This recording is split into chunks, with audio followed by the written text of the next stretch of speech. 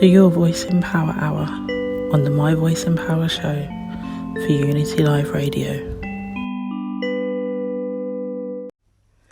Hello and welcome to the Your Voice in Power Hour for the My Voice in Power show on Unity Live Radio. How are you today? I'm fine, thank you. Do you want me to do a quick intro to who I am, where I'm from, etc.? Yeah. Good, lovely, glad you're well. Can you tell us your name and a bit about yourself? Yeah, so I'm Nathan Lewis, 40 years old, black male, living in Reading. Unfortunately, I've kind of been here all my life. Oh. But still well experienced in travelling and going to different places, especially through work and through kind of family travel and stuff. But yeah, I'm here to talk about kind of mental health and the impact that the last 4 years really has had on me personally and my family, and I think to break it down a bit more, the black community as a whole as well. Yeah. Kind of the unsaid stuff that goes by day that I see, but not necessarily that we talk about. Okay, and so what is it you see that is the biggest concern? To be honest, I think it's people not talking about things.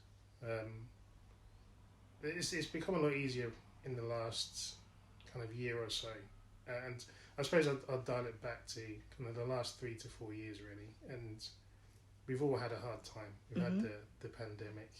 I suppose we're still in it, but we've had the lockdown, and it's almost like a punishment of isolation. Unless you've got family nearby or family close, you have to stay indoors, 1 hour of exercise, etc. And I think people initially enjoyed the idea of staying at home, not having to go to work, not having to travel.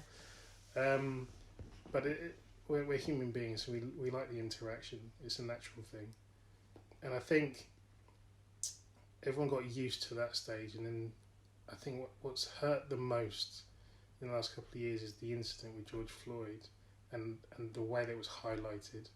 And the reason why I think mentally it's been quite tough and been quite difficult is it's highlighting the unheard reasons behind certain situations and certain scenarios where people haven't been promoted, they haven't been awarded what they deserve, or they've been passed over in jobs, or they don't get the job they want, or whatever it may be. They get the pay rise.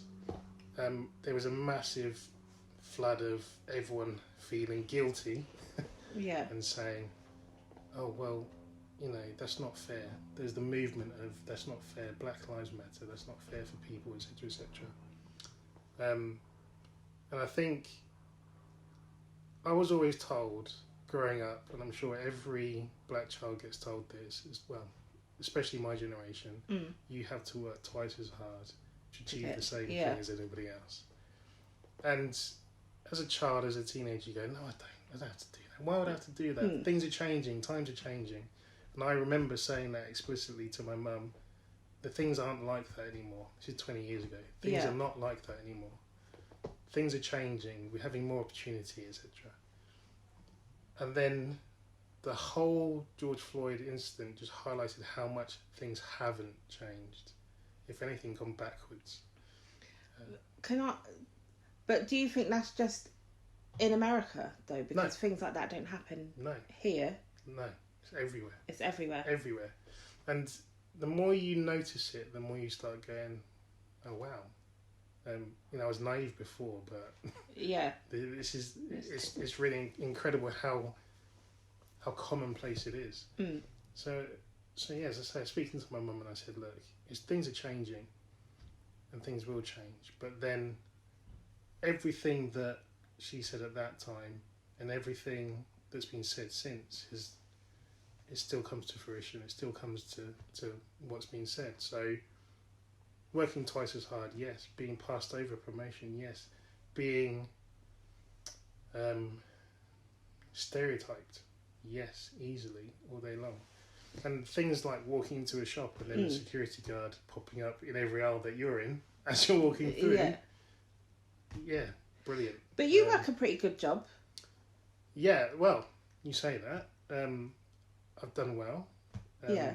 And I put that mainly down to my mum's direction and saying that you have to focus, you have to do this, you have to do that. So do you feel like you work twice as hard as everybody Yes. else to be in your position? Yeah. Okay. So I would say a person similar to myself, with the same tenure, experience and knowledge, if I wasn't black, I'd be much further where I am today than I would be any other time. So a good example, I won't name names. Mm-hmm. So I've been solidly working since I'm 21, 22.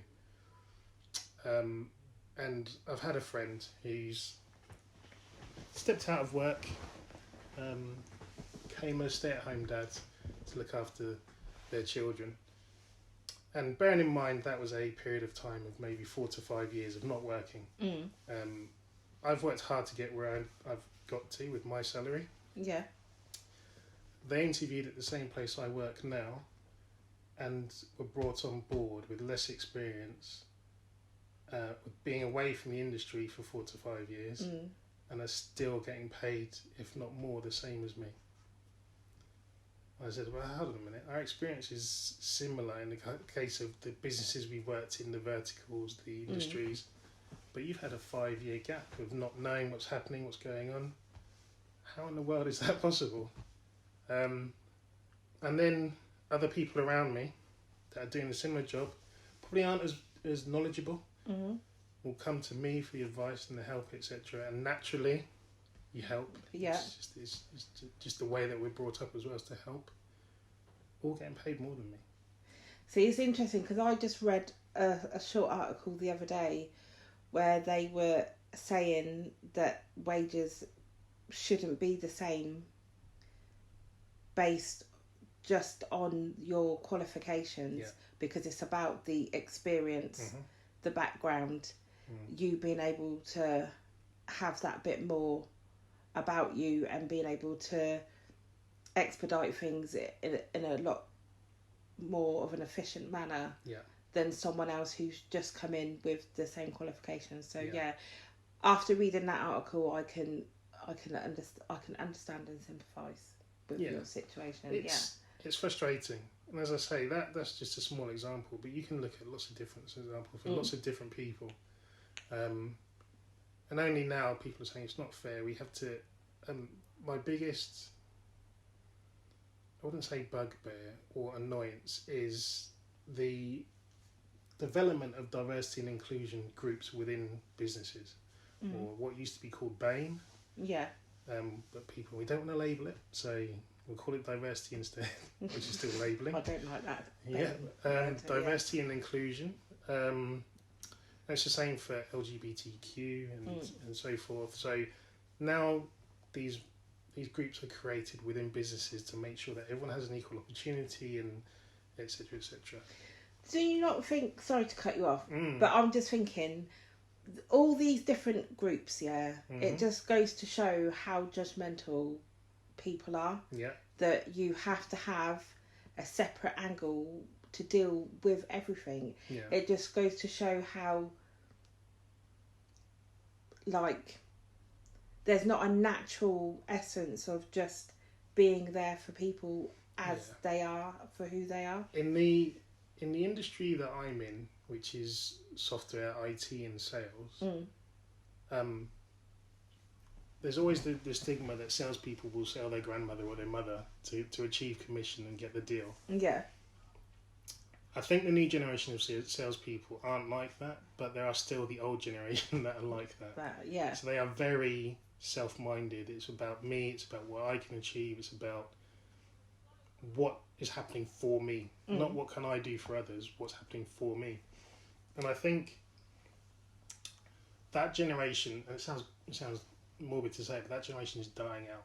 Yeah. It's changing. So the new generation of kids that are coming through now will be a lot more diverse in the way they think.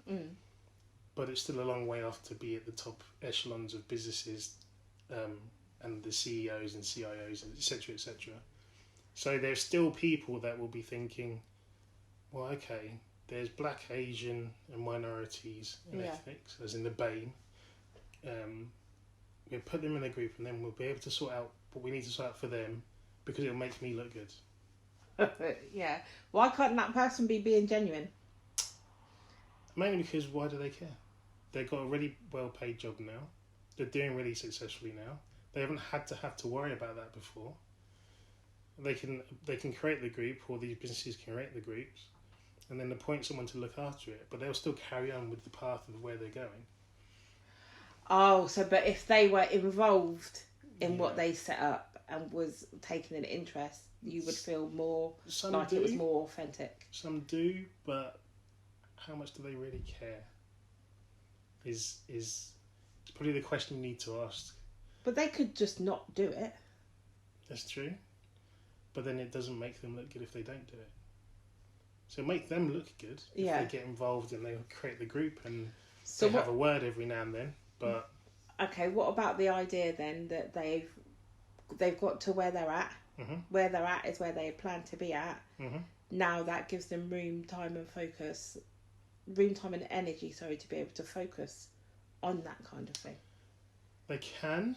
So I'll tell you another piece. I've got a mentor at the moment, and my mentor's wish is to help build diversity and build different diversity within their team, who they hire, experience, age, you name it. They're looking at everything they can.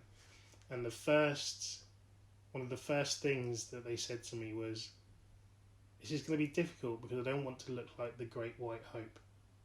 As in the person that, because I'm in this position, because I'm white, I can do this kind of, I can drop the breadcrumbs for all of you guys to come and help yourselves, and then you can lift you up that way. I don't want it to come across that way. Yeah. But I have a feeling it will come across that way.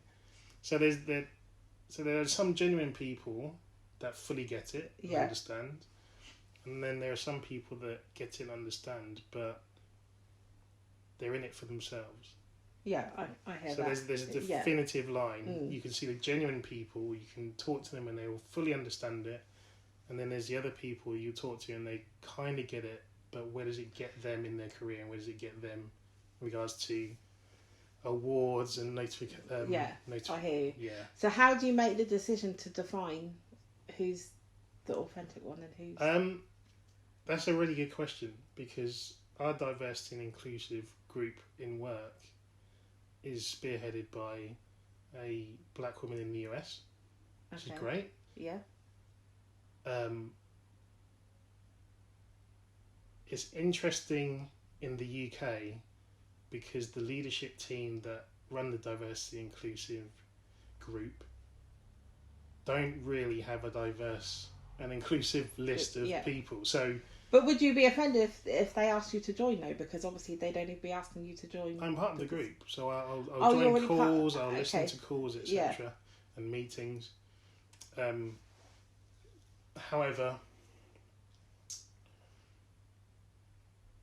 I speak to other black colleagues about this at work, and there's a sense of frustration that the group is there because it's fashionable to be there. There's no real effort as into how will we actually help people branch out and go further within the business. It's more of a sense of we'll identify that there's an issue, but there's no root cause or root way of trying to sort that out. Like, we'll sort it out at this end. We might appoint someone into this position that may be diverse, yes, but are you doing that because of their skin colour or because of their culture, or are they qualified to do it? Are they good enough to do it? Right, I see. There's a difference. But how do you find because remember as well we highlighted the stigma of working twice as hard and all of that stuff before. How do you find that qualified person who has that different cultural background or that different colour skin when we're already automatically struggling from the beginning? It's as simple as it's a conversation. It's a simple conversation. You could so the lady that leads the diversity and inclusion group from the US. I've listened to a few calls and I've said you don't really you're coming from a different perspective, which is fine, but you really don't understand from an EMEA perspective or from a UK perspective the impact of the impact it's had on people. So you may be. Does that mean that the company I work for has put you there because of your experience, because of your knowledge of what is going on, or because you are a black woman? That means diverse, different culture, right? Different sex, so forth. So it is, and I say on top of that, as I bring it back to mental side of things, you think to yourself, you're a person of colour or you're a person of different culture, you're sat there and you're having all this stuff thrown at you, but you aren't seeing any change, you aren't seeing any difference. So I've referred to this phrase recently a lot. I think it was Einstein that said it. It may not have been, but why do you expect different results if you keep on doing the same thing over and over and over? We need to sort this group out and then we'll get different results. No, the groups aren't making any difference. Are you speaking to the right people? Are you speaking to people that have experienced these things to a deep root, not just, they've been chosen to be offended by a certain word? No. Have they actually been offended? Have they had the impact on their life? What is it that's driven this? What do you mean by that? If they've chosen to be offended by a certain word, like, aren't we all experiencing the same thing but maybe articulating it differently? Yes and no. I can choose to be offended by certain words if I want to. I can choose not to. So the way you're treated is obviously having a bigger impact on you than being called names. But for some people, that's one of the same thing. Yeah, it's difficult for different people. It's different and it's difficult for different people. But as I say again, you can choose to be offended if you really wanted to. You can brush something off if you wanted to, or if something triggers something you've chosen, that triggers me, I don't like that, I'm going to call you on it now, you're going to apologise, you can do whatever. But you can, in my mind, sometimes I can just blank something out and say, look, I haven't got time to waste my energy looking at that. So I'm choosing not to be bothered by that, or choosing not to be offended. At the same time, there are people that are, so you need those experiences, you need that voice, you need everyone to talk to each other and talk together. And you don't really find that in businesses. It's very much a narrow path, narrow mind. This is what we think it is. This is how we're going to sort it out with these groups. Let's go. Well, yeah, what about these people that have had this experience and this is different to what you think it is? They don't really get involved. And then those people suffer because then they say, well, I'm not having a voice that's heard. And you think it's this way or this route. So then they'll think, well, am I going crazy? Because I've had this experience. It's different to what they're saying. It could be the same word, but it's a completely different experience. How do I sort that out? But the other argument is you're there to work. Yeah. But then if I'm having to work 3 times as hard as the person sat next to me not doing anything in order to achieve the same thing, that's a big impact on my life. Very true. That's a big impact on me personally, my family, my friends, and work. Yeah.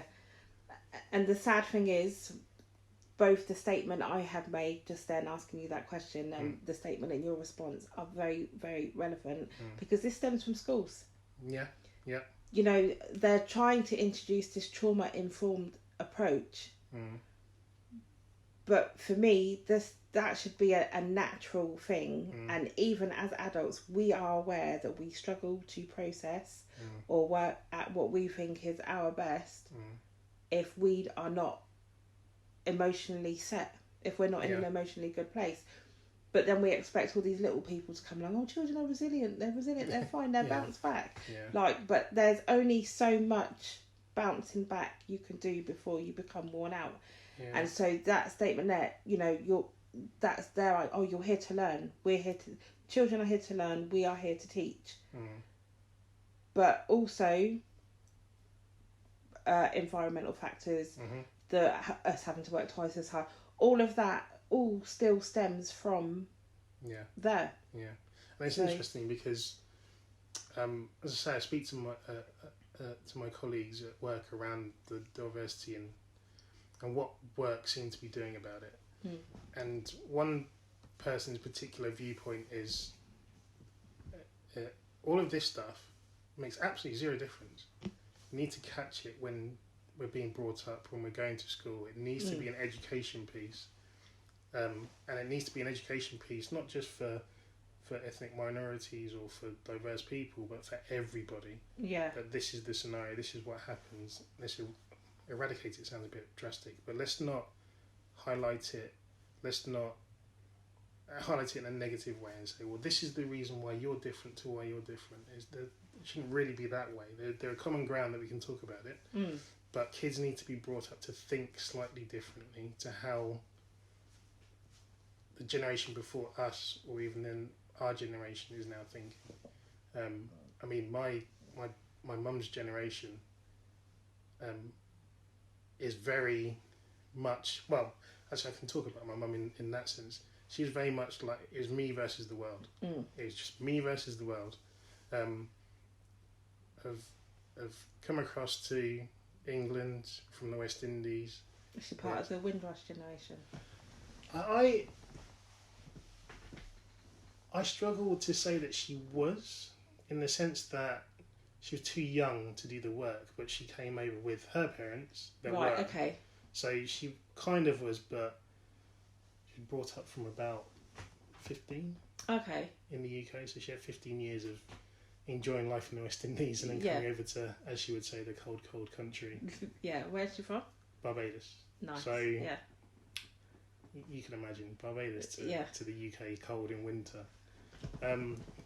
But that generation was very much brought over to help, and the natural inclination for West Indians at that time was, okay, it'd been colonised and the British Empire had done this, that, the other. So there was a strong affinity to Britain, which is why Windrush happened and why people came across. But the way they were treated when they first got here then changes their mentality to, well, actually, I'm going to focus on myself, my family, and not worry about things. Yeah. So that mentality is, you work twice as hard to achieve, because at that time is what you had to do. It's exactly what you had to do. To achieve the smallest thing, you had to work damn hard to do it. And it's still not being acknowledged properly now by everybody. No. I mean, Barbados have kind of gone, well, forget you lot. We're gonna become a republic. Yes, we've had our independence, but we're completely cutting ties. We're done. Yeah. So they did that this year, actually. Last year. Do you think they made a good call there?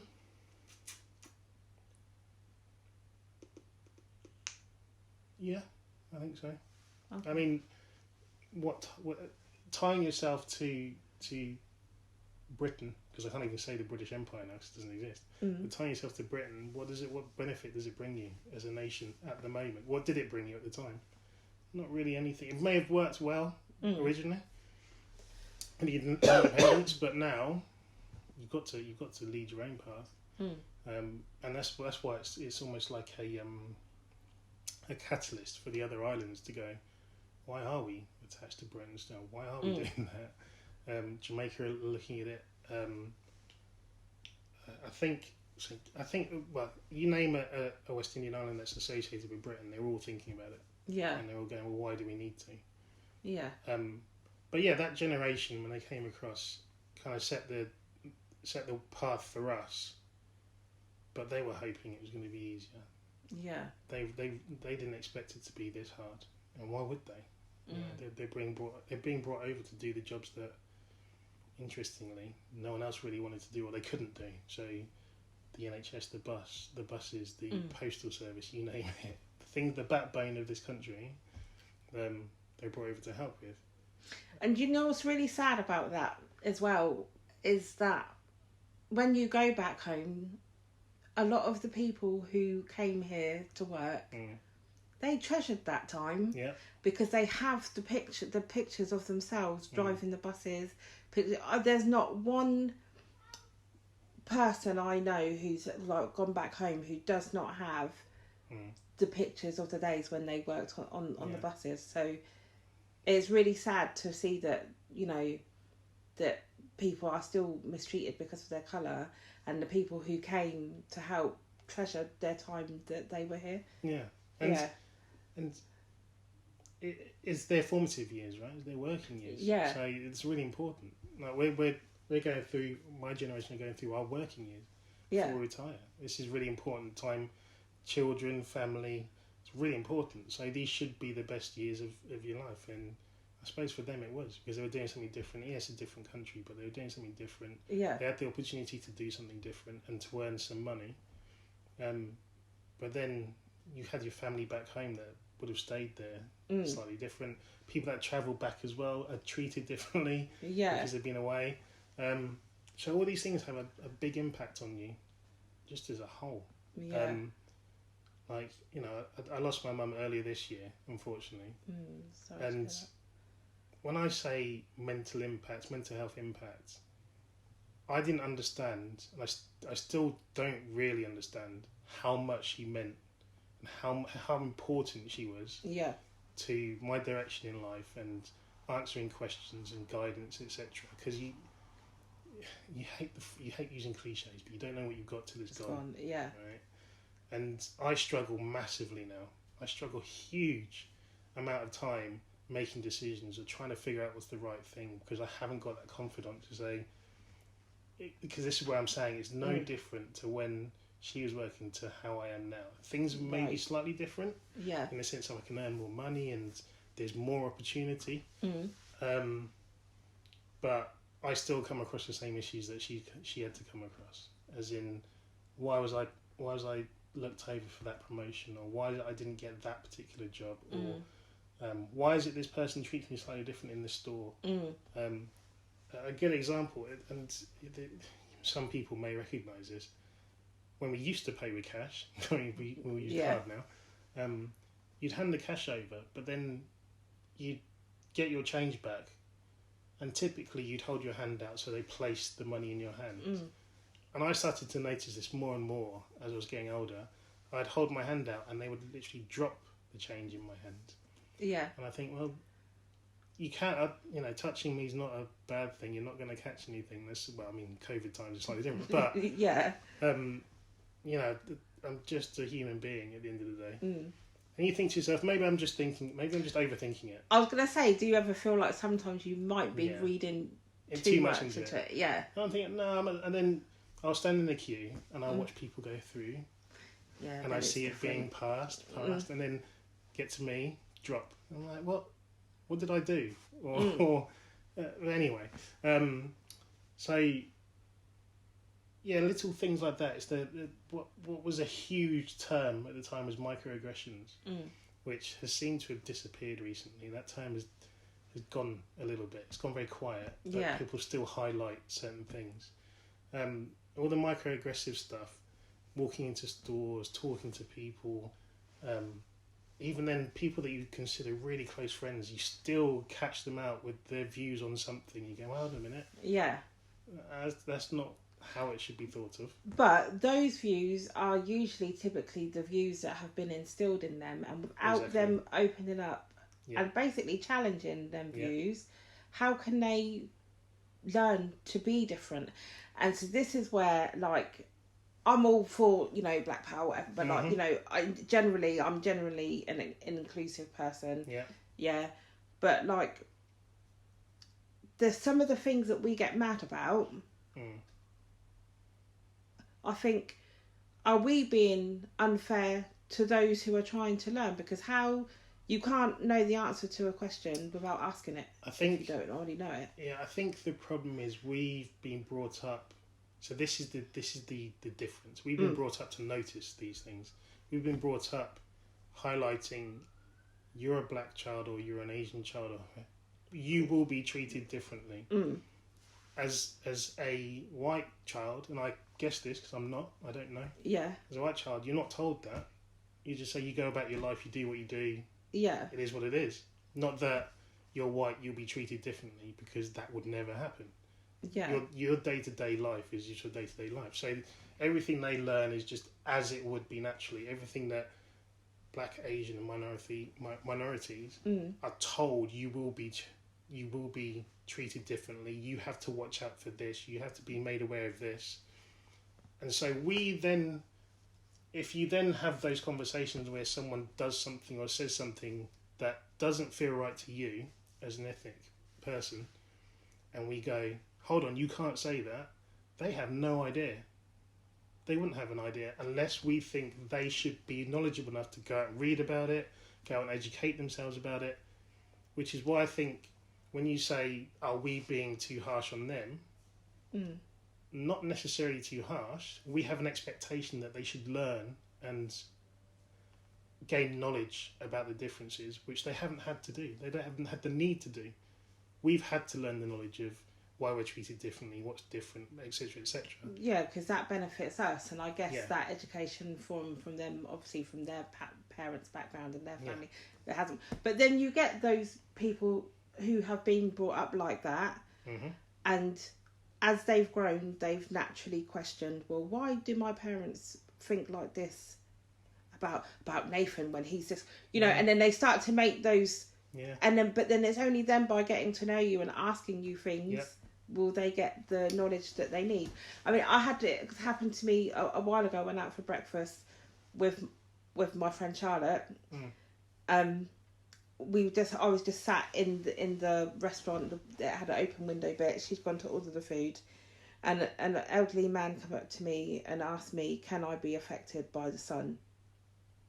That's you. Yeah. Oh, right. So, and he was an elderly white male, and for me in that moment, I had two options that led to two very different pathways. So I could be offended. How dare you ask me that? Just because I'm black, you think I'm going to have all the answers, blah, blah, blah, blah, blah. I could have done that. And not to say that didn't cross my mind, like why, but there was obviously something about me that shone through that day that he felt that he could ask. So, again, I had another option, be cruel or be kind. I chose to be kind. I answered his questions. Maybe those questions are ignorant, but also he clearly wasn't educated enough. That's why he asked that in the first place. So in that moment, I chose to be kind. I chose to give someone a bit of knowledge, so they've learnt something new that day. And he left the conversation happy. And you would hope a lot more knowledgeable. And knowledgeable. And he sat down, after that, he minded his own business, sat on his table in his corner, had his coffee, had his breakfast. That was it. And he sat there smiling because he must have felt good that he'd actually asked the question. He'd asked the question. Now he has the information, and he doesn't have to take the risk of approaching anybody. Now, I could have done the other way, been offended, been rude, whatever, and then he could have asked somebody else who then would have been they might not have had a good response either. So then it reinforces that black people are negative. And it's interesting because you remember what we were saying before. You made a choice whether to be offended or not. So you asked that question, but you made the choice. Well, I can either go this path or I can go that path. But it was easier for me to make a choice in that moment because I wasn't triggered by anything. Right. So once again, is that? But so I think when you're triggered, being triggered is not having a choice. But then that comes from my trauma background. And it would have been interesting because I may have approached it slightly differently and said, well, why would you ask that? Why would you feel the need to ask that? What are you thinking that made you think you want to ask that? Because I'd be intrigued more to understand what he's thinking about it, why he's thinking about it, rather than saying, well, actually, no, I wouldn't be affected by that, or I would be affected, or whatever. And reflecting back on the conversation, I think, obviously I don't know because I didn't ask that, and that would have put him on the spot as well, and that confidence and that comfortableness that he had, I don't know if that's the word, that he had to ask that may have then changed because maybe he wasn't thinking anything, it was just a genuine question. But I was wearing all black that day, and I think he was maybe thinking, well, why are you wearing all black? I'm being, wearing all black, they tell you black clothes attract the heat, so don't wear black in the heat. So black, like, it sounds so silly, but the silliness of it makes it shows you the innocence of the person. it sounds silly, but we've got to answer all these questions, right? Yeah. But yeah, even then, as you say, that could trigger someone. And you go, well, okay, maybe they were asking a genuine question, but it still triggered them because they weren't happy about the way you asked it, or the tone, or something. And then you boil it down again and you go, well, okay, you mentioned it, trauma. The trauma that you would have had that would have mentally scarred you, what caused that? And why is it that you will be triggered that way to react? And that's why I think, as we said, it's the kids stage, is teaching kids the right way. I mean, there'll always be, unfortunately, this is life, there'll always be some horrible people in life, there'll always be some wonderful, beautiful people. It's just your luck as to who you come across and who you meet and who you make as friends. Yeah. Sorry, can I just stop you there? Yeah.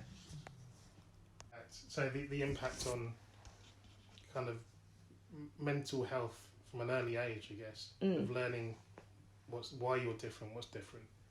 And do you know what I thought about as well? Just thinking about the whole period of time around kind of Black Lives Matter and George Floyd and all that stuff. And what there was it the Euros? 2020, which were held last year, when England went all the way to the final and it went to penalties. And I sat there with the wife and I was thinking, no, I don't support England. I'm not an England supporter. I mean, I've lived here, yes, but I always say I'm Barbadian. I've got a British passport, I've got a Barbados passport, but I've got no English blood in me. I'm Barbadian. Both parents Barbadian. So when people say you're English, I'm not. I'm British, but it's fine. So I haven't got that strong affinity with the England football team. I like watching football, like playing, etc. Support Arsenal, fine. But I sat there and I watched the final and I was thinking, that's interesting. But then it got to the penalties situation. And the penalties started. And then I can't remember who stepped up first. It might have been Rashford. I can't remember. But the first black person stepped up to take that penalty. Yeah. And he missed. And I was like, okay, penalties, that's what happens. Yeah. And then I think it was Italy scored. Okay. So then England were behind. So the next person stepped up. I can't remember who that was either. It was James Reese or someone. But the next person stepped up was a black footballer again. Missed. And I went, oh. Now my first instant reaction should be, that's a shame. It's the part of the luck. It's 50-50, right? But then we were talking about triggers before. Something triggered in my head. Like, uh-oh, is what I thought. Italy. I think then Italy may have missed, or I think they scored again or something. But the next penalty taker had to score in order for England to stay in the match. And it was Bukayo Saka. So I know who it was because I'm an Arsenal fan and he's an Arsenal player. Yeah. He stepped up, and I turned to my missus at the time. I turned to the wife and said, "If he misses this is probably the worst thing that's going to happen to black athletes in the UK." Yeah, it just will. But she went, "Yeah, but why? It's just a game. It's just football. Yeah, fine." I was like, "No, for a black athlete and black person, this is the worst thing if he misses it." Unfortunately, he missed it, and the first thing in my head was, I could go on Twitter. I can go into the newspapers, I can go any social media. It won't be because he's a footballer. He missed it because he's black, or he's not good enough because he's black. And I dreaded the impact it would have on those three players. Because they're all young, obviously younger than me as professional athletes. But I thought to myself, you're doing something you love. I mean, yes, you're paid well to do it, but as much as I hate admitting it, at the end of the day, it's a game. At the end of the day, it's a game. Yeah. And you shouldn't really be impacted that much. But their lives were made hell. Absolute hell for a good 5-6 months after that. Before football started back properly and they were able to go to the different stadiums, etc. And this is where the impact of Black Lives Matter kind of worked, where all the football teams were putting their knee down and taking a knee. But then those players that missed the penalties were all applauded by the fans, and it's not that bad. It's just a game, etc. Yeah.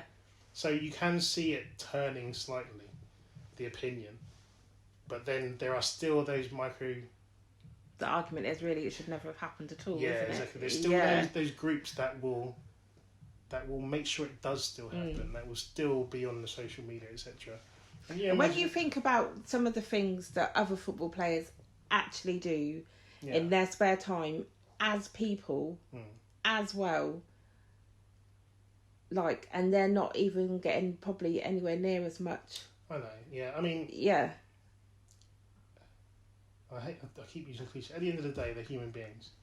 They're just in a very lucky position. They're being paid very good, very well for what they're doing. They're doing a job that they love. Yeah. Brilliant. Everyone aspires to do that.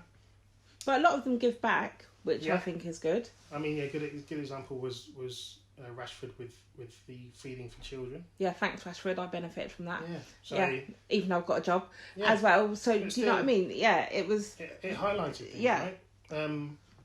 And there's a cultural thing as well, and people are going to dislike me for saying this. There's a north-south divide cultural aspect as well. My wife is from Manchester, and her viewpoint on community is completely different to how mine is down south. We live in a close, what we class as a close. It's still an estate with lots of houses, but she's like, where's the community kind of spirit? And do you guys like go around and say hello to each other, and do you go and knock on each other's doors, and do you know if that person's away, if you need to watch their house, etc.? I don't do any of that. To be honest, there's a few that you may get close with eventually, but it's very much head down, crack on with work. Community spirit is somewhat there, but compared to north of the Northern Divide, Manchester, Liverpool, Leeds, Sheffield, you name those places, they all are huge community, especially from the black side of things. In Manchester, my family, or my wife's family, live in Old Trafford. The black community around there is really strong. Everyone knows each other's children, where they're going to school, if they need help, if you need support, they all talk really easily. So what Rashford did is almost like, it's like first nature for him. Yeah. But for the rest of the country, is like, whoa, wow, that's impressive. Yeah. He's like, yeah, but it's just a common thing. You want children to eat. It should be something as simple as that. But so he's done really well, and through family and through friends and stuff, you get to know these people. I don't know him personally, but I know I've met his dad and I met his mum, and it's just their nature. It's just their nature.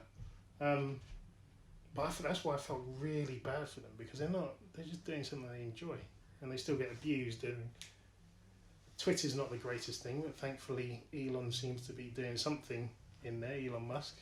Whether it's a good thing or not, I don't know. Yeah, I don't know. I don't know. But either that shuts down, and then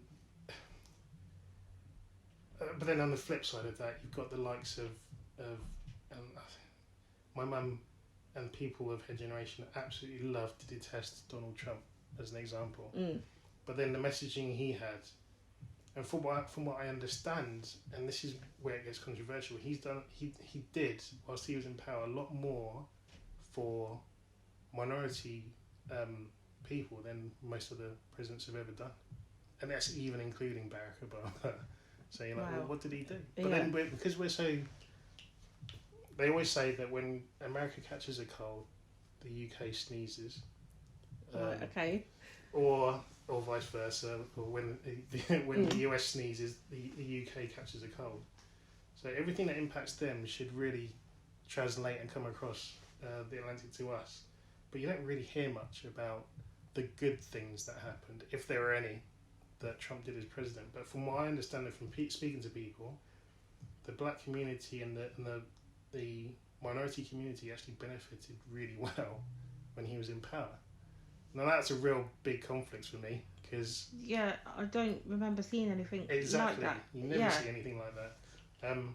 But things like schools and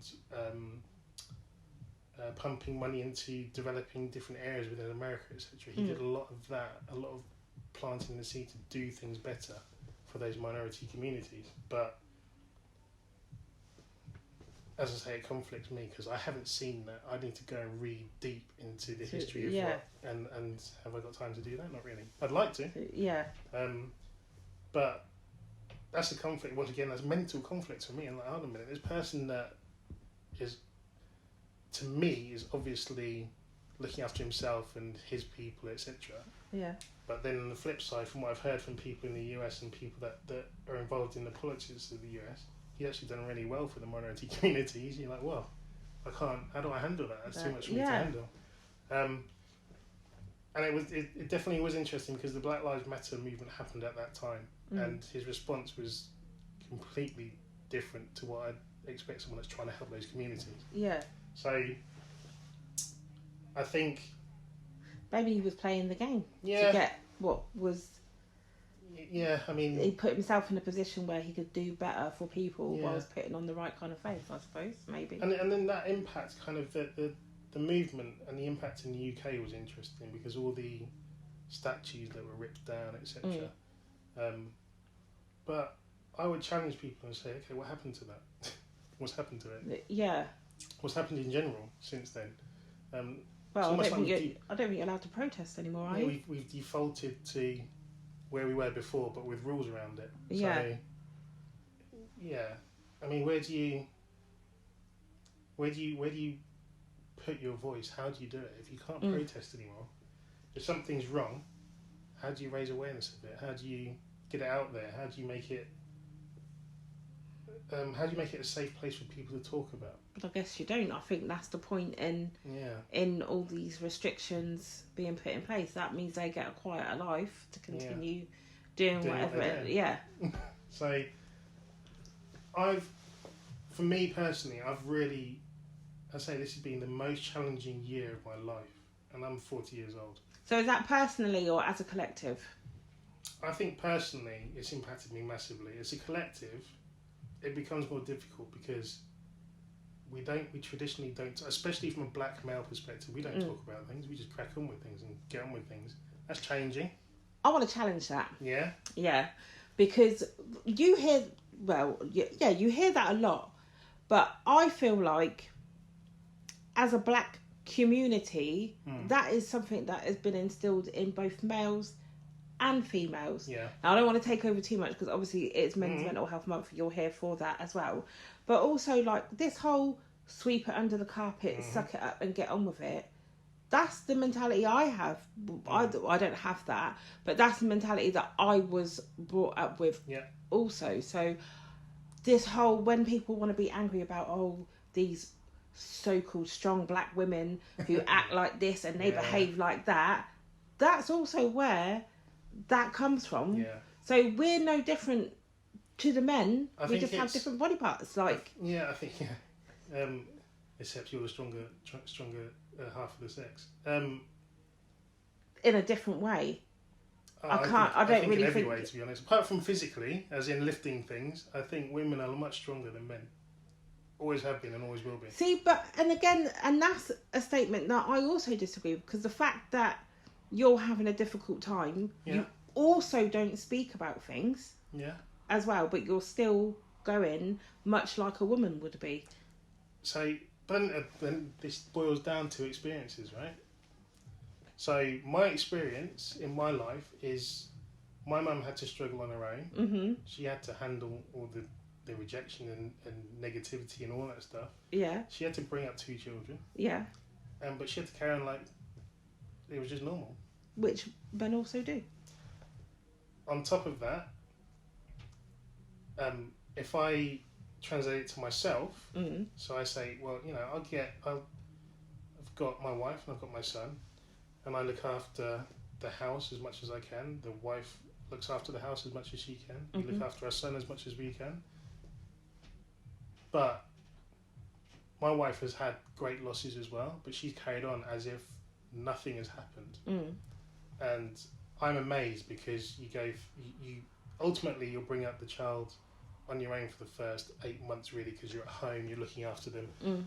Yeah, Daddy comes home and for an hour he plays and he does whatever, and then whatever.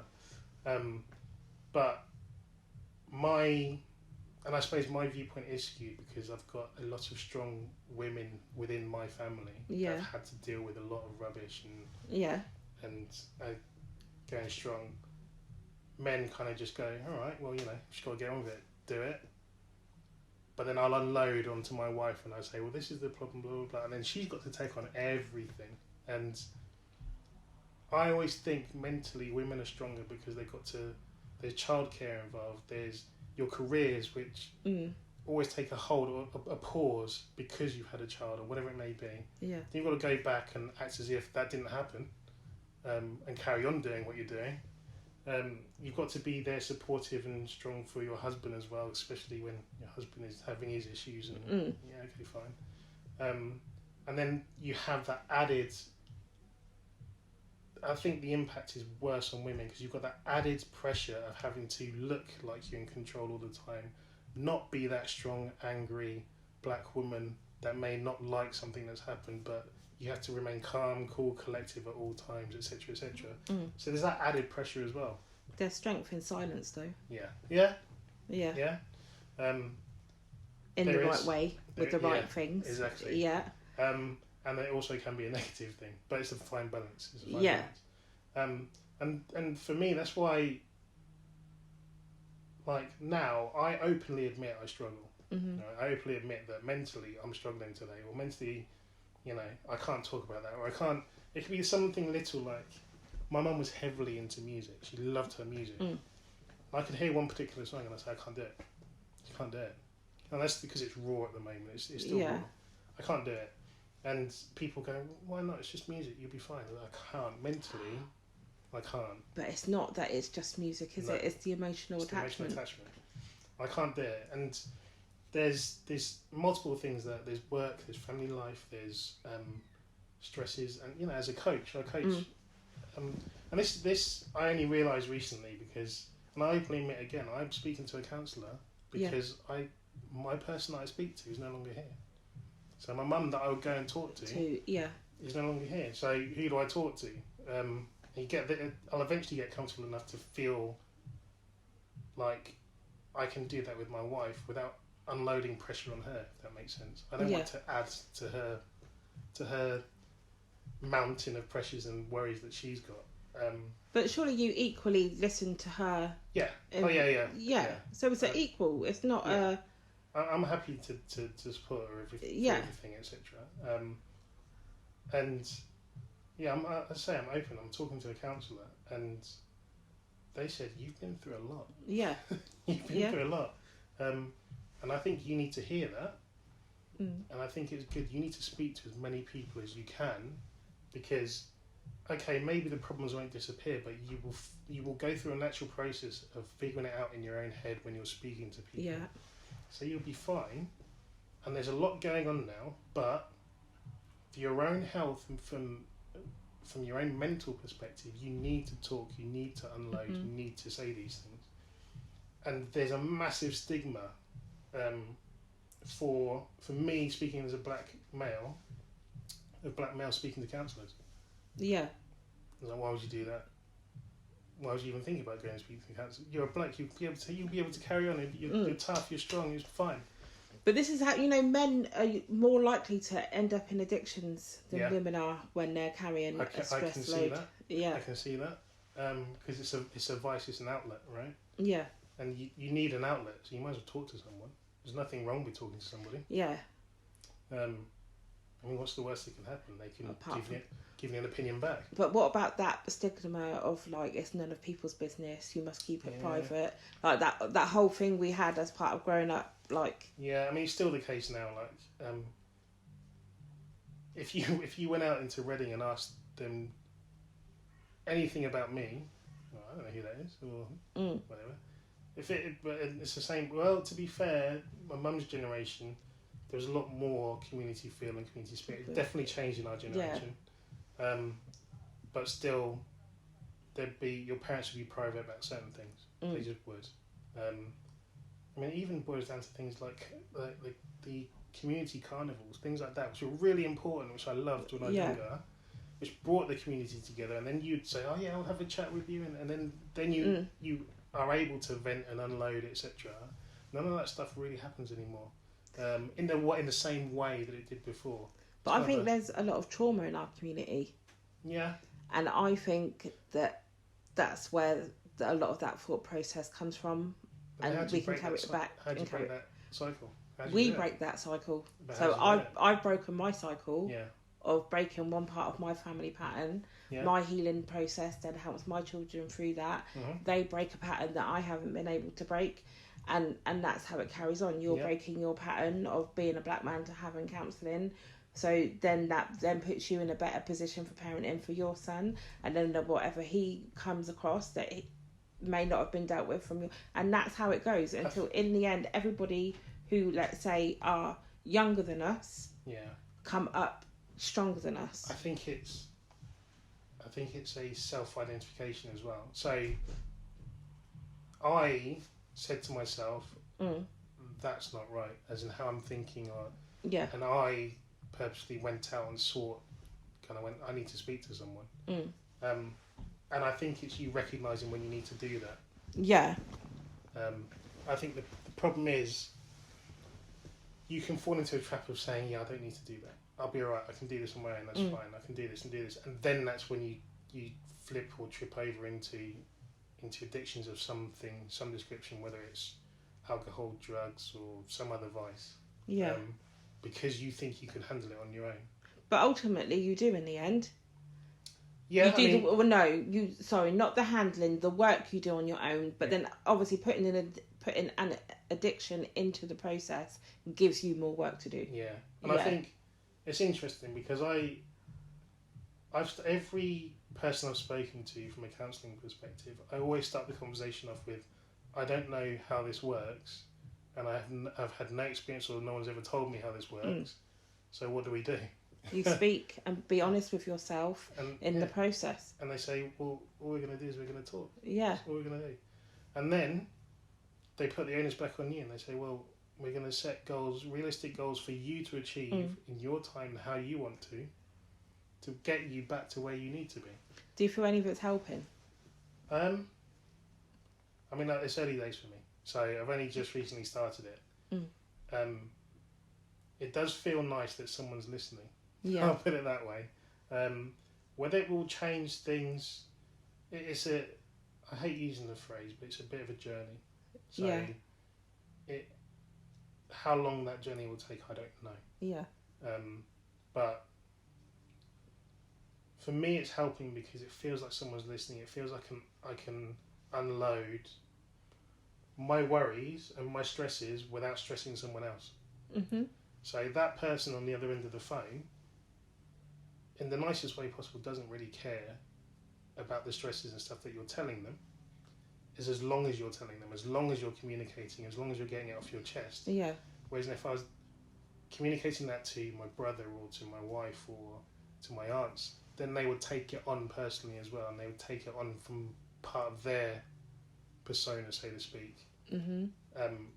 Which is which identifies work that they need to do. Exactly. Yeah. And then they start to stress about things, and they've got their other stuff that they've got to pile on top of that.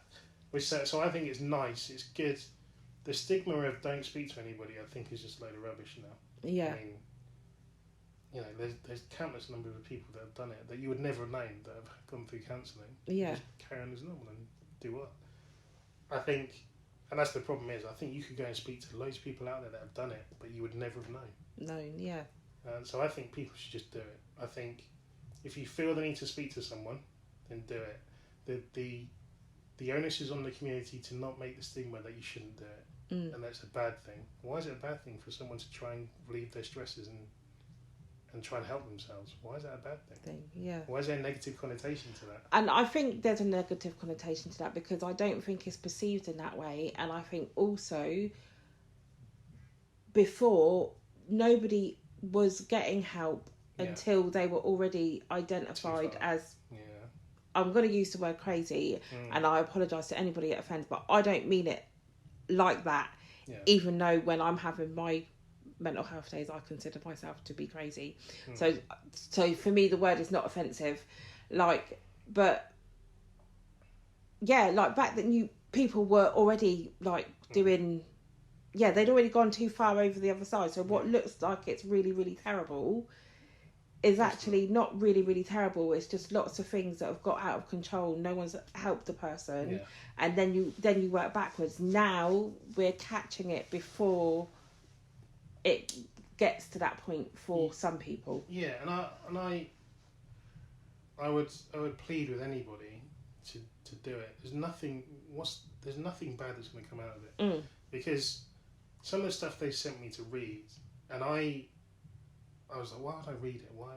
And I had a really low point this week, and I thought to myself, well, they sent me stuff to help me, so I might as well read it. Yeah. And I read it, and this module, they call it, because they just do modules of different things, was about low self-esteem. Oh, so it picked you at the right time. I read it, and I went, they said, not that I am, we'll see. They said, out of these list of 7 things, if you got 2 of them, then you've probably got low self-esteem. So, do some self-care, look after yourself. If you got 5 out of these 7 things, and you probably are like almost clinically depressed, etc. And I looked at it, and I went, let me just see how many I tick, and I ticked all 7. Yeah. How did that feel?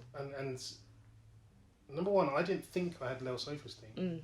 But they went, but some of the points are, do you sometimes feel you're not good enough? Do you sometimes feel really low on energy? Do you sometimes feel that your opinion won't be counted, etc., etc.? And I was like, do you know what? And it's hard to admit it. I think it's even harder to admit it. I mean, do you know what? I tick all those things.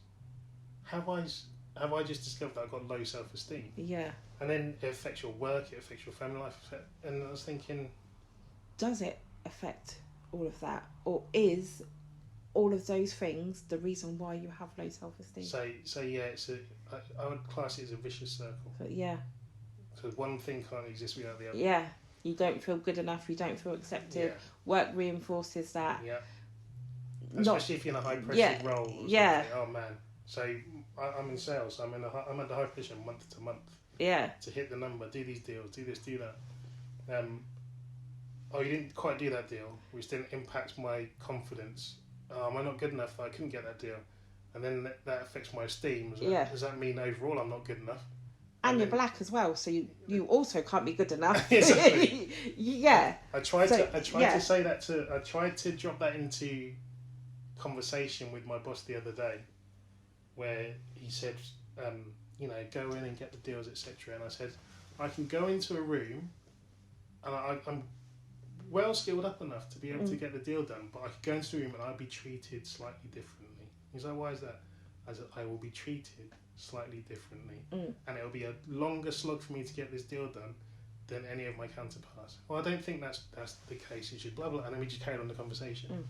I'm thinking, I've dropped that little hint in there for you. Yeah. But yeah, as I was saying, I read all this stuff, and it sounds weird to self-assess what you're doing, but I've got low self-esteem at the moment. How do I change that? They've got these things that you can do, etc., to change it. And I started thinking to myself, how long have I had low self-esteem? And I don't think I've ever been me, so to speak, for probably about 15 years. Now I think about it, but then that's because I've thought about it, but I didn't identify it at the time. So I was just like, I just had an off day, or my confidence is low because I'm tired, or whatever it may be. But then I start thinking about it, I go, wow, that's a long time for it to be impacting me. I'm quite happy that I've recognised it, and that I can try and do something about it. But I wouldn't say it was a consistent low level. At points there will be high. I've got married, I've had a child, I've met my ride or die woman, right? So they're good things. They're really good things, and I had to be in a good place in order for those things to happen. Yeah. But it's I similar to work. I call it the roller coaster of sales. Sometimes you have a good day, sometimes you have a bad day. Sometimes good. It's just that my downside was probably a little bit deeper and longer to come back out the other way. But if I didn't talk to anybody, how the hell would I have known that in the first place? If I hadn't have been sent that information to just identify and recognise, how would I know? Because it's about what you know. Yeah. And there'll be loads of people out there that they'll be going, I'm strong enough to do this, I can do this, and then they'll just plough through. Yeah. But they won't talk to anybody, and they won't alleviate that stress. Mm-hmm. So then it gets worse, and then that's when you say people get to a point where it's too much. And I would just plead with people and just say, just speak to someone. What's the worst that could happen? What is the worst that could happen? They may turn around and say, you can't speak to me anymore. And I would say a professional rather than just a random person. But speak to a professional and just say, look, I need some help to talk things through. They're not going to section you and send you off into like a white padded room anywhere. They're not. Gonna, that's just not the way it is. It's have a chat. Let's clear things up. Let's get you on the right path of where you need to be, and then just go from there. And I say the last 3 years now, I'm starting to identify stuff and recognise stuff. I'm like, and I think another difficult thing as well. So like your boss is obviously not seeing what you were saying. But I think that's down to because it's not an issue for him. Yeah. So why would it be an issue for anyone else? Exactly. Fair point. It means he's not racist. It means he's not judgmental. That's fantastic. Yeah. But just also, education. But also, to see things from other people's perspective. But also, there's that high functioning. So you've been clearly high functioning for a long period of time, and high functioning is not actually diagnosed as a mental health condition, which is sad because it is one.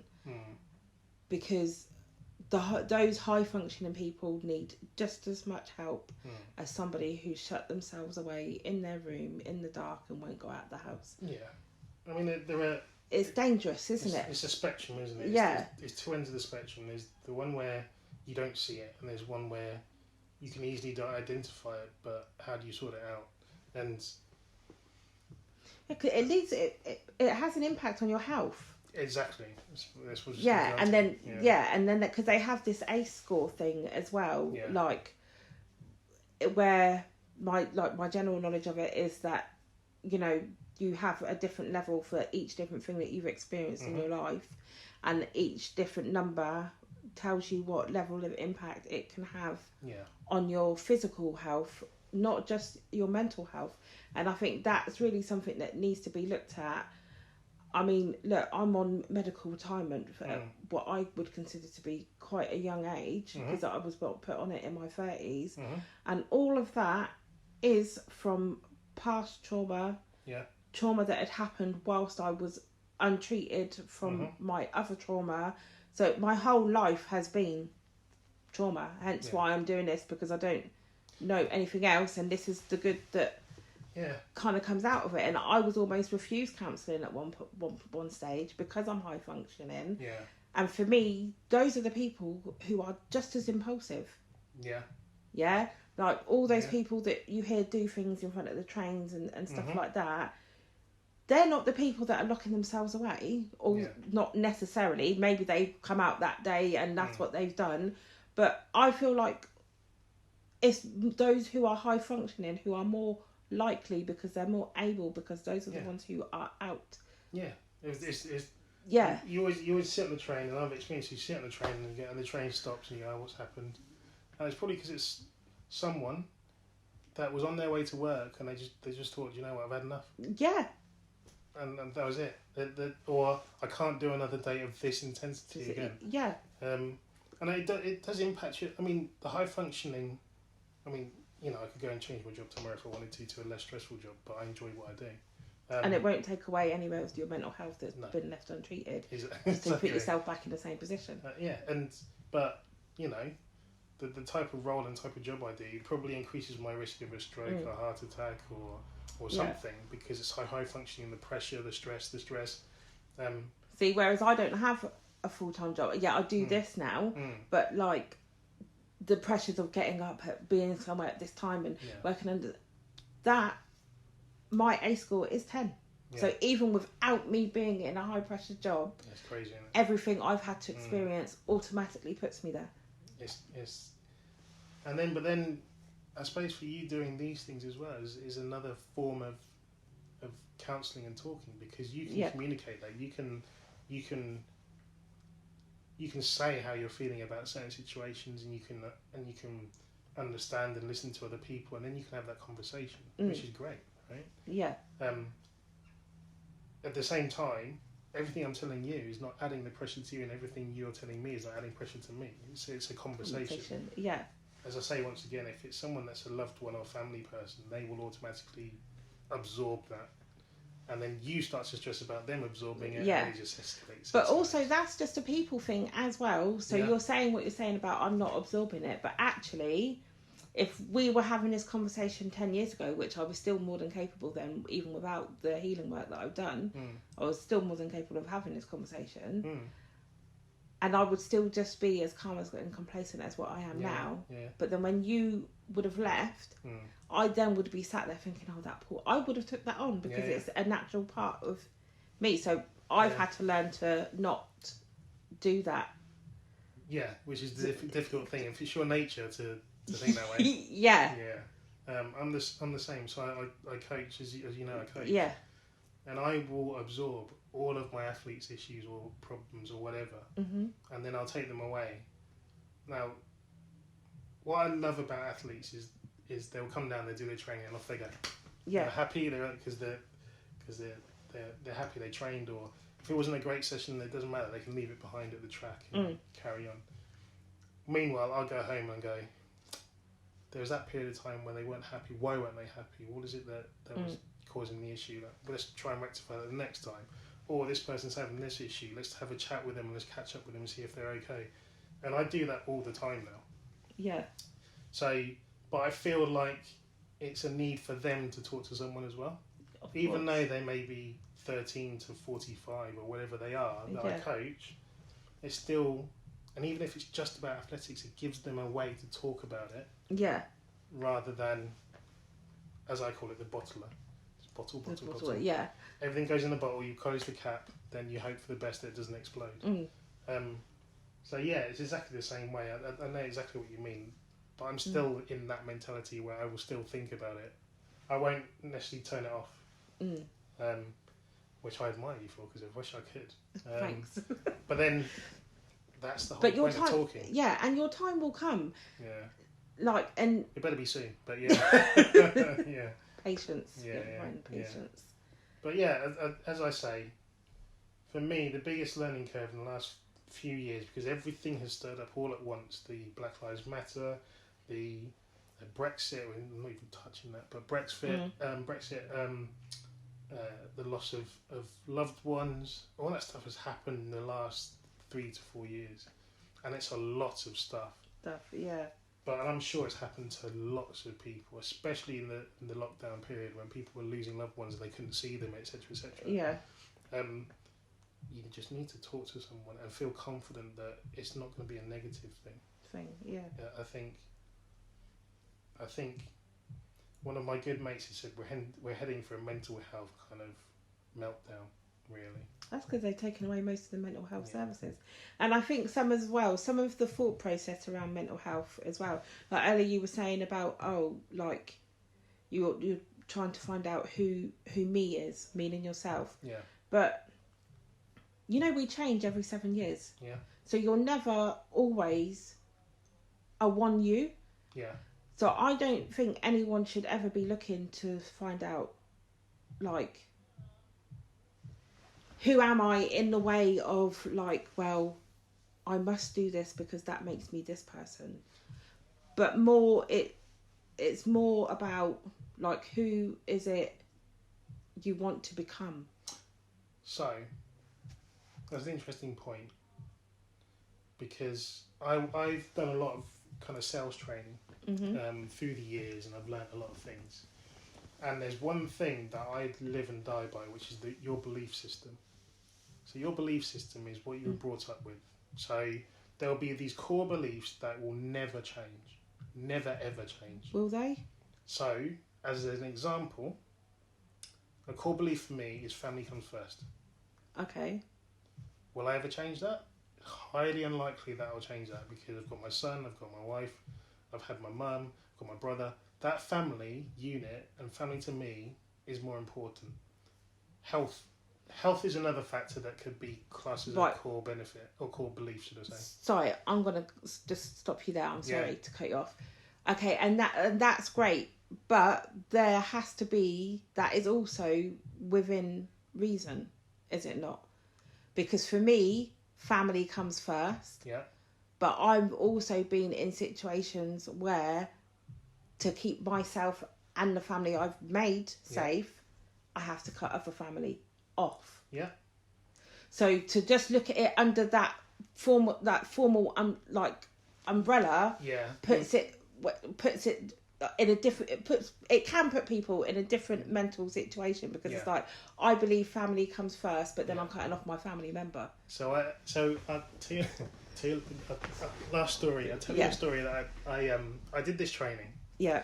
And this is why I'm going to come back to the point you just made. I did this training, and it was all about your core belief and your belief system and what you believe and what you can adapt and so forth. Your core beliefs are there from the time you can understand the beliefs and what's taught to you by your parents. They are embedded in, right? And then everything branches off of that. Now, minds have changed, but go on.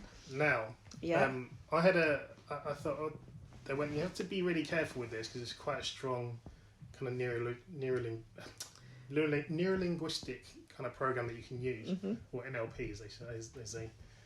And so I was like, I'll try it. At the time, my fiance, so my wife, I'll try it, my fiance. And she hates me telling this story, because she perfectly demonstrates why she hates this. But anyway, so we sat down for dinner, and I said, "Do you know what I learned today?" All right, okay. And so we went through it, and I said, "It's all about your core belief." And she's like, and she said exactly so. I'm not sure about that. I'm sure you can change them over time. I was like, okay, we'll test it. Cut long story short, my wife's core belief is that she's done things over her life where what she practices, it produces results. So her core belief is whatever she chooses to do is right because it produces the result. So to boil it down even further, her core belief is she's always right. Right? That sounds really facetious and really throwaway, but she's always right. With what she does, she's always right. So I challenged her, and I said, well, why do you think that?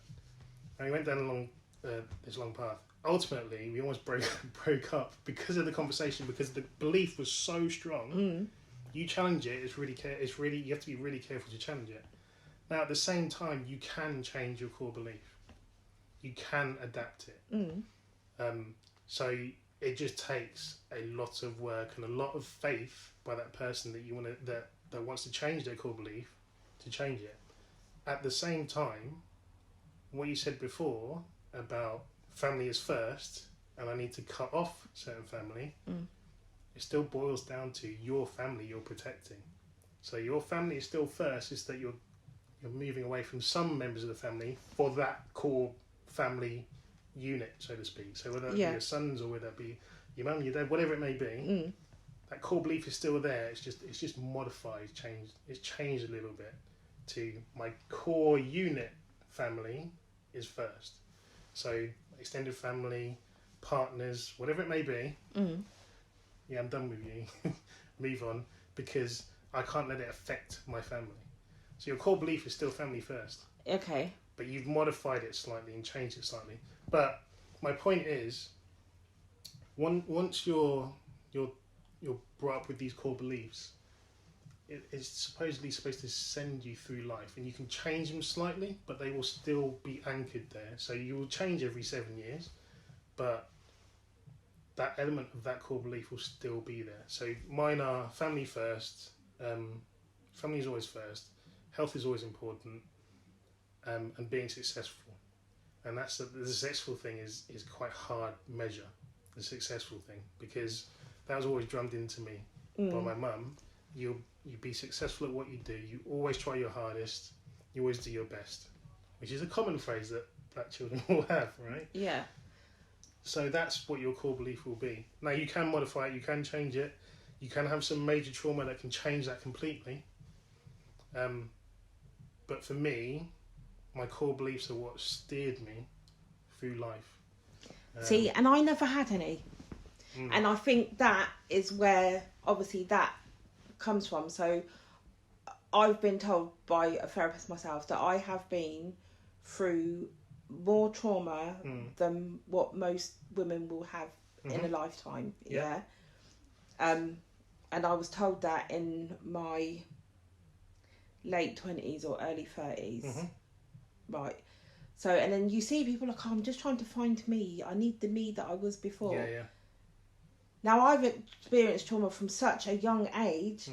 I don't even know who that was. Yeah. I don't even know who that was. So that's why it's led me to believe that it's not even about who I was. It's about who I'm going to become.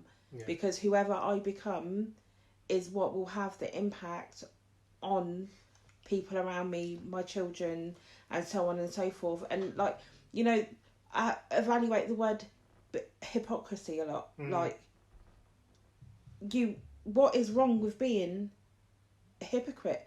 So many people use that as a terminology to be angry, but the reason why you're a hypocrite is because you're telling someone not to do something that you either still do because you haven't figured a way to stop doing it, but you know that it's not right, or to stop people doing something that you have done. Because ultimately, it's not necessarily about the action that they're taking, it's about the feeling and the process of those feelings behind it that you're trying not to let the other person have. So then, if you're being a hypocrite, then are you still like... It's just it's the negative connotation around it, that's all. Yeah. You could be a good hypocrite. You could say, you know what, don't do that. And say, yeah, but you're doing it. Yeah, I know you shouldn't do it because I'm doing it. I know how bad it is or the impact or whatever. Yeah. That's a good hypocrite, I suppose. But the negative connotation around it is, as you said, it's an insult. Why are you such a hypocrite? Well, you're doing it. That means I should be able to do it, etc., etc. But then how does that impact... So surely that impacts your core beliefs. It can, in the sense of, you said just now that you didn't really have them when you were growing up, or you don't really have them, but you do, because you just said one to me, which is family is first. You're installing core beliefs into your children as well. So you're starting the process. I guess I've never thought of it under a label, I suppose. Yeah. It's just what comes naturally to me. And that's why... I don't want them to go through anything I've gone through, right. So then, yeah. No, exactly what our parents would have said to us, exactly what countless children out there, parents have said. I don't want you to go through the same issues that I've had to go through. But I've been in some of the same issues that my parents have been through, because... again... Because the cycle hasn't been able to be broken, exactly. Because the education wasn't there, the support wasn't there, and so the change hasn't come. So you imagine you imagine from a mental perspective, you're like, am I going crazy? Because I'm sure things should have been changed and should have been different. But it's once again, it's the cycle. But you are installing beliefs into your children, right? So now their core beliefs are going to be installed in their children or their friends or their family, whatever. Yeah. And they will modify over time. This is great, but you're probably a bona fide classic example of how core beliefs start and how they start to manifest and grow within families. So, thanks. Yeah. There you go. It's almost like taking compliments. Yeah. It's almost like I have a way with words or something, being a salesperson. But my point is when I said I need to find me, it doesn't necessarily mean the me of 20 years ago when I was half the size I was a lot stronger. I could still run. I was to the point of confidence to arrogance of what I did in a day-to-day job, etc., etc. It's understanding what's really important to me. So as I say, the last couple of years have been really tough. You start getting pulled in all directions. You're like, okay, well, I've got to look after that, this, that. But what's really key to me is family is first. So what do I need to ground myself back to that. My son is most important. My wife is most important. My brother, etc., etc. And how have I been with them in the last year? I'm probably not very good, to be honest. But you recognise that. But I recognise it. So then that's why I'm talking to someone to try and find me again. What's the core belief? And that's what I'm sticking with for now. And if it changes, it will change. And then we'll see from there. And now I understand. It makes perfect sense. And all we did was have a chat about it. Yeah. See how easy that was? Yeah. And there'll be lots of people out there going, yeah, but I just can't do it. I can't speak to... Well, why not? Why not? I guess it is hard that vulnerability, like... I'd rather be vulnerable than in a really precarious position of not being comfortable with something in the sense of harming someone or harming myself. Mm-hmm. I'd rather not be in that situation. In fact, I wouldn't want to be in that situation rather. Yeah. And if it means just talking to someone to do that, I'm a strong believer in common sense and logic. Mm-hmm. And that seems logical to me. Yeah. And common sense. So just talk to someone.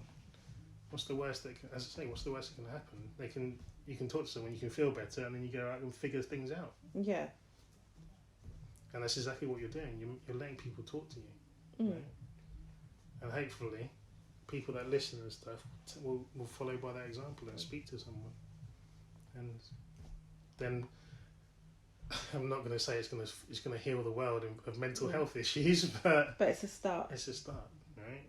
And then you can go and have there's nothing wrong with going to have a drink with someone and chatting things through, or going out for a meal, or, I mean, cinema's not the best because you have to sit in silence, but just spending time with people, and we haven't had that in the last couple of years. It's been a siloed, you're in your house, an hour of exercise for a year, you can't do anything. It's just crippled people. Cinema is a good topic though. It gives you something to talk about if you don't want to focus on... I mean, I mean, depending on people's views out there. But for me, I recently went to see the latest Black Panther, and that was probably the wrong time to go and see it, because it's a very emotional film. Yeah. And I thought, I wasn't ready for that. But did you release some emotions? I did, silently. Yeah. In the sense that,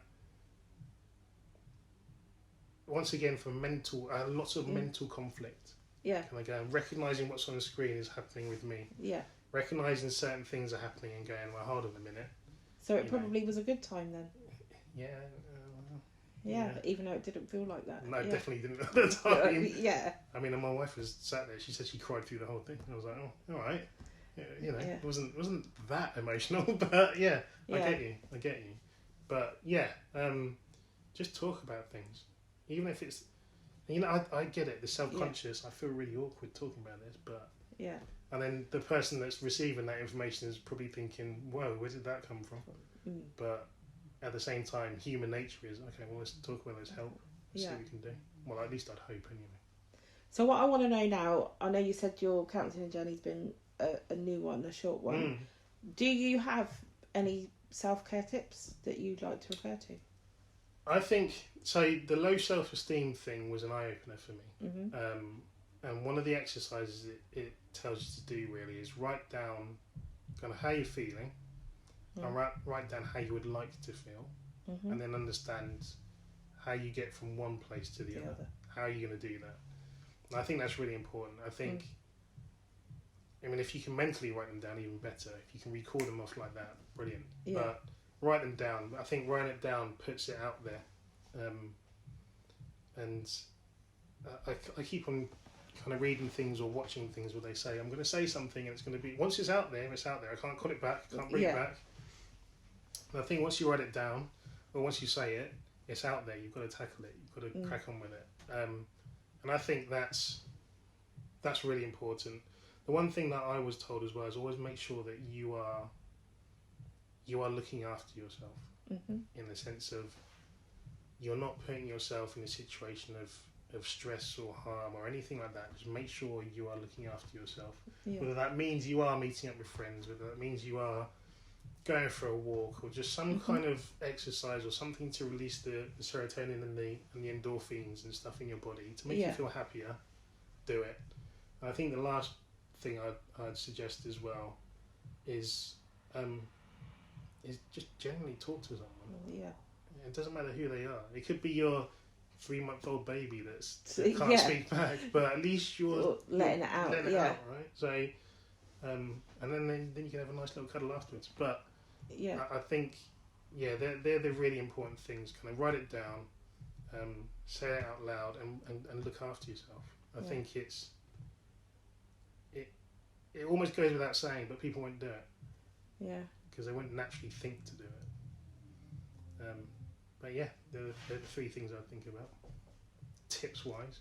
Lovely. Well, thank you for coming on the show. No problem. And sharing your journey with us all. It's much longer than that, but yeah, we haven't got that much time. Well, we're doing this one in 2 parts as it is. Yeah, I was gonna say, yeah. So, but I've always got time, and you're always welcome to come back. Yeah, no problem. No problem. Thank you.